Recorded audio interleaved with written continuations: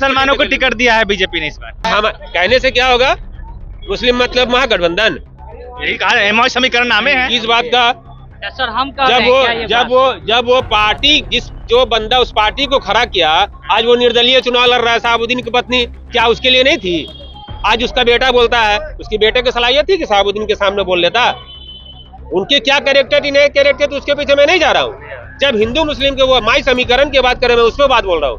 वो समय खत्म हो गया। पासवान बाहरी है, चिराग पासवान बाहरी है, ऐसा कहा जा रहा है। नहीं, बाहरी नहीं है। बाहरी कैसे है? हमारे आदरणीय रामविलास पासवान जी का सुपुत्र है। कौन कह दिया बाहरी है? यहाँ राज कर रहे हैं, राम चंद्रा लोकल है। अरे क्या कहते वो महुआ के यहाँ क्या हाजीपुर के सुपुत्र, और वो उनका नलियाल, ये जो अफवाह फैलाते हैं ना सब चिंदर राम। पहले तो सोचिए तेजस्वी जी का कमर टूट चुका है, अभी धरपड़ा के और उनको जोर लगा के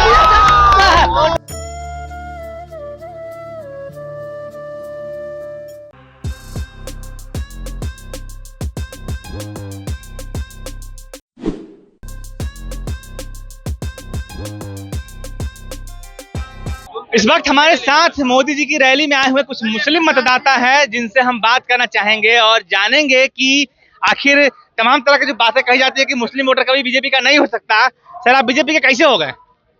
अच्छा, एक बात बताइए, क्या मुसलमान को बीजेपी में वोट देना गुनाह है क्या? मतलब किसी जात और धर्म के हिसाब से वोट देने का तो ये नहीं है किसी भी लॉ में या किसी भी धर्म में। कहावत है, कहा जाता है, यही जाता है। कहने से क्या होगा, मुस्लिम मतलब महागठबंधन, यही कहा, एमओ समीकरण नामे है इस बात का। सर हम जब वो पार्टी जो बंदा उस पार्टी को खड़ा किया, आज वो निर्दलीय चुनाव लड़ रहा है, शहाबुद्दीन की पत्नी, क्या उसके लिए नहीं थी? आज उसका बेटा बोलता है, उसके बेटे की सलाहियत थी कि शहाबुद्दीन के सामने बोल लेता।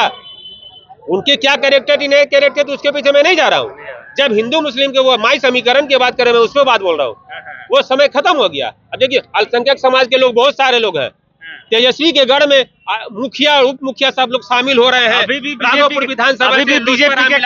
बीजेपी के कई नेता हिंदू मुस्लिम विरोधी बयान देते हैं जो खुल के, उससे आप लोगों को तकलीफ नहीं होती है? नहीं, हमने तो नहीं सुना।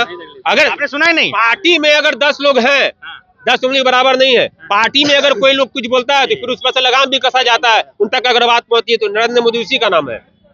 वो बर्दाश्त नहीं कर सकते कॉमनल बात, वो सिर्फ और सिर्फ सेकुलर बात करेंगे। पूरे मुसलमानों को टिकट दिया है बीजेपी ने इस बार।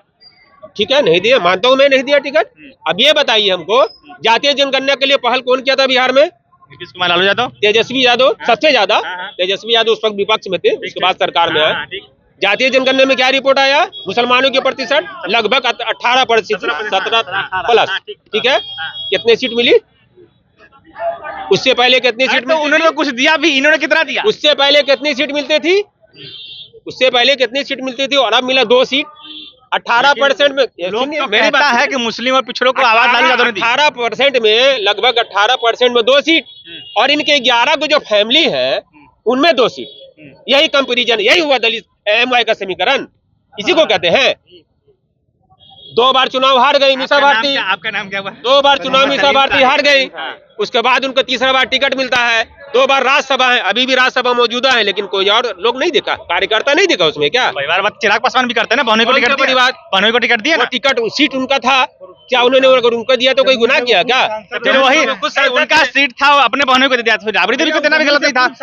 कैसे परिवार वो जम्मू से पूर्व सांसद रह चुके, बहनों को दे देंगे तो पूर्व सांसद पहले सिटिंग सांसद थे ना, वो टिकट काट के दूसरे को टिकट मिला है। क्यों नहीं? पार्टी कोर कमेटी की मीटिंग होती है, संसदीय बोर्ड की मीटिंग होती है, सभी विंग के प्रदेश अध्यक्ष बैठते हैं। मतलब ये है कि चिराग पासवान के बहनोई के अलावा कोई टैलेंटेड था ही नहीं पार्टी। भैया वहाँ से आप सिटिंग एमपी हैं, आपका सीट काट के हम जो है टिकट लिए, हम वहाँ से हम सिटिंग एमपी हुए, फिर हम जब सीट छोड़े तो पहला दायित्व किसका बनता है? परिवार का।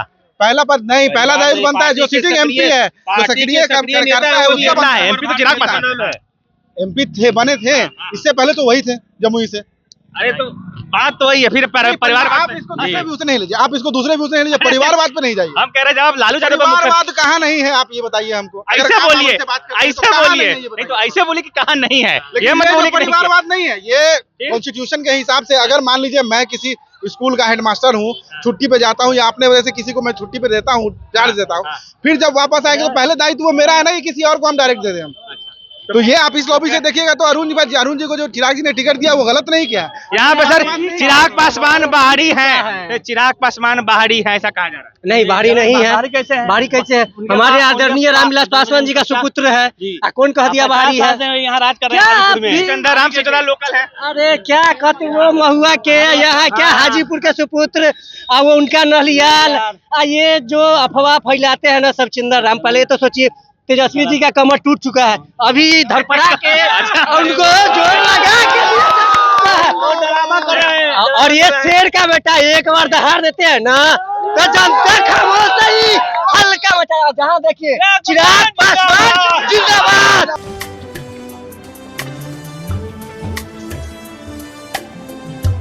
जय बिहार सरसों तेल, सस्ता नहीं कुछ अच्छा खाइए।